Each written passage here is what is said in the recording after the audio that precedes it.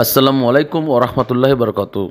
আপনারা শিরোনামে দেখতে পেয়েছেন, আমি আলোচনা করব কোম্পানি ও মিউচুয়াল ফান্ডের ডিভিডেন্ড অর্থ স্থানান্তরে নতুন নির্দেশনা।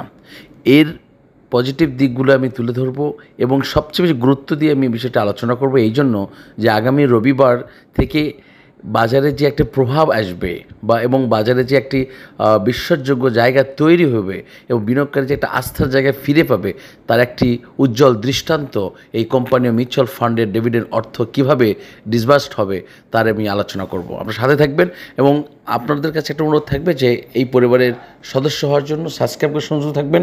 আমরা একটি স্লোগান এই পরিবারের প্রতিষ্ঠিত করতে চাই, নো প্রফিট নো সেল। অনুগ্রহ করে আমাদের এই স্লোগানে আপনিও সম্পৃক্ত হন, ঐক্যবদ্ধ হন। চলে আসি মূল আলোচনায়।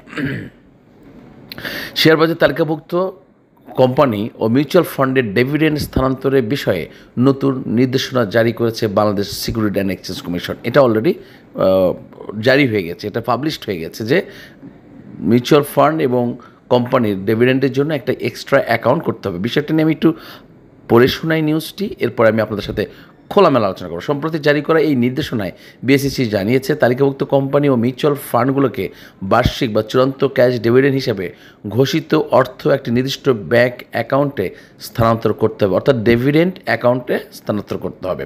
কোম্পানিগুলোর ক্ষেত্রে এটি বার্ষিক সাধারণ সভা এজিএমের কমপক্ষে একদিন আগে এবং মিউচুয়াল ফান্ডের ক্ষেত্রে রেকর্ড ডেটের একদিন পরে করতে হবে। অর্থাৎ আমি আরেকটু পরে শুনে এরপর আমি আলোচনা করি। আগে ডিভিডেন্ড তহবিল স্থানান্তরের জন্য ঘোষণা পর 10 দিন পর্যন্ত সময় দিত, বর্তমান ঘোষণাতে আরও সহজ হলো। এই ডিভিডেন্ড অ্যাকাউন্টটি শুধুমাত্র ঘোষিত ডিভিডেন্ড বিতরণের জন্য ব্যবহার করা হবে। যদি এজিএমে অনুমোদিত চূড়ান্ত পরিমাণ প্রাথমিকভাবে ঘোষিত পরিমাণের চেয়ে কম হয়, তাহলে ইস্যুকারী অতিরিক্ত অর্থ উত্তোলন করতে পারবে এবং আইন এবং অভ্যন্তরীণ প্রোটোকল মেনে অভ্যন্তরীণ অ্যাকাউন্টে স্থানান্তর করতে পারবেন। নির্দেশনা আরও বলা হয়েছে, কোম্পানি ও মিউচুয়াল ফান্ডগুলোকে সংশ্লিষ্ট ব্যাংক থেকে একটি প্রত্যয়নপত্র নিতে হবে। আচ্ছা, ডিভিডেন্ড অ্যাকাউন্টে ঘোষিত অর্থ স্থানান্তরের বিষয়টি নিশ্চিত করবে। এই প্রত্যয়নপত্রটি কোম্পানির ব্যবস্থাপনা পরিচালক, আর্থিক কর্মকর্তা, কোম্পানির সচিব কর্তৃক সত্যায়িত হতে হবে।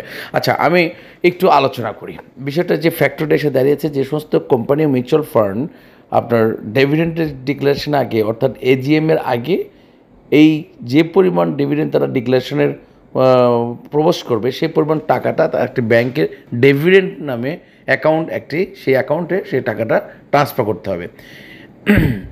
এর সবচেয়ে পজিটিভ দিকটা হচ্ছে যে আমরা এই সাধারণ বিনিয়োগকারী এর ভুক্তভোগী শিকার।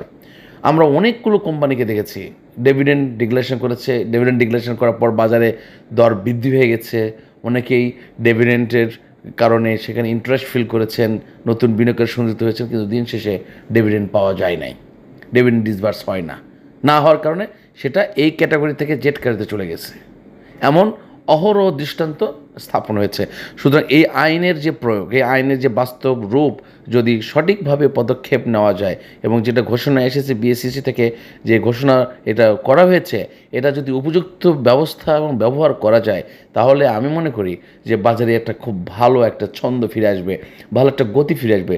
আমরা সাধারণ বিনিয়োগকারীরা কিন্তু বাজারের যদি এই কারিকুলামগুলোকে আমরা একটু ফলো করি, জানি, সবচেয়ে গুরুত্ব আমি যে বিষয়টা দিতে চাই, আমি সাধারণ বিনিয়োগের অনুরোধ করব, আমাদের এই সিদ্ধান্তটা কিন্তু খুবই গুরুত্বপূর্ণ যে আমি লস দিয়ে বিক্রি করব না, আমি কখনোই লস দিয়ে বিক্রি করব না, আমি লাভ নিয়ে বিক্রি করব এবং আমি একটা সময় নিয়ে কিনবো, সময় নিয়ে লাভ নিয়ে বিক্রি করব।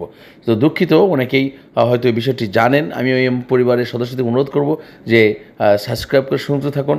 আজকের এই ঘোষণার মধ্য দিয়ে আমি মনে করি যে আগামী রবিবার বাজারে ভালো একটা প্রভাব আসবে।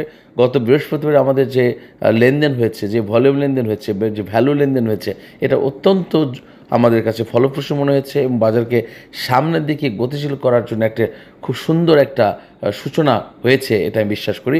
তো সকলের জন্য শুভকামনা রইল। আর ক্যালকুলেশন একটু করে ফেলি যে ডিভিডেন্ড অ্যাকাউন্টে ডিভিডেন্ডের যে টাকাটা ঘোষণা করা হয়, সেই টাকাটা ডিভিডেন্ডের অ্যাকাউন্টে ট্রান্সফার করতে হবে, সেখান থেকে আমার সাধারণ বিনিয়োগকারীদের অ্যাকাউন্টে ডিসবার্স করা হবে। এই টাকাটা নিয়ে যেন কোম্পানি আর ছিনিমিনি খেলতে না পারে, ডিভিডেন্ড বলেছে আসবে দিব আর যেন না দিতে পারে, দেয় না, এইসবকে থেকে দূরে রাখার জন্য, বিনিয়োগকারীদের স্বার্থ সুরক্ষা করার জন্য, বিনিয়োগকারীদের আস্থা এবং বিনিয়োগকারীদের যে প্রয়োজনীয়তা, যে বিনিয়োগের দিকে চেয়ে বিএসইসি এই সিদ্ধান্তটি নিয়েছে। এটা অত্যন্ত যুগোপযোগী সিদ্ধান্ত এবং অত্যন্ত কার্যকরী একটা সিদ্ধান্ত হোক এবং এই প্রত্যাশা রইল, এবং কোম্পানি মিউচুয়াল ফান্ডের বিনিয়োগকারীদের জন্য আসলেই এটা একটি উজ্জ্বল দৃষ্টান্ত বলে আমি বিশ্বাস করি। সো আজকে এখানে বিদায় নিচ্ছি। আল্লাহ হাফেজ। আসসালামু আলাইকুম।